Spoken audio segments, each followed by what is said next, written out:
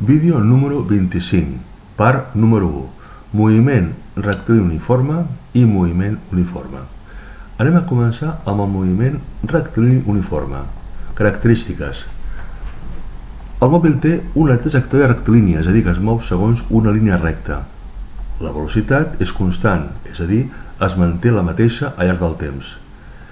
I l'espai recorregut és directament proporcional al temps. És a dir, si un mòbil recorre un espai de 8 metres en un segon, en el doble de temps, 2 segons, recorre un espai doble, 16 metres. I en el triple de temps, 3 segons, recorre un espai triple, 24 metres. El moviment uniforme és similar a l'anterior. La diferència està que la trajectòria no ha de ser rectilínia. En canvi, la velocitat es manté constant i l'espai continua sent directament proporcional amb el temps. En ambdós casos, moviment rectilini uniforme i moviment uniforme, l'equació és la mateixa. L'espai recorregut és igual al producte de la velocitat pel temps. L'espai E igual a V baixa, velocitat per temps.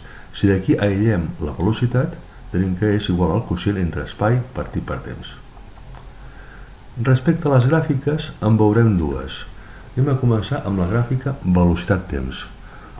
Com la velocitat es manté constant sempre al llarg del temps, la seva gràfica serà una recta horitzontal, és a dir, una recta que té dependent igual a 0.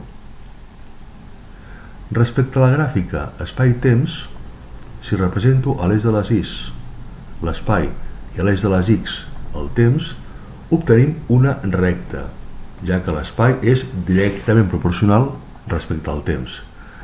El pendent d'aquesta recta és la velocitat. A mesura que augmenta la velocitat del mòbil, la seva recta tindrà un pendent cada vegada més gran.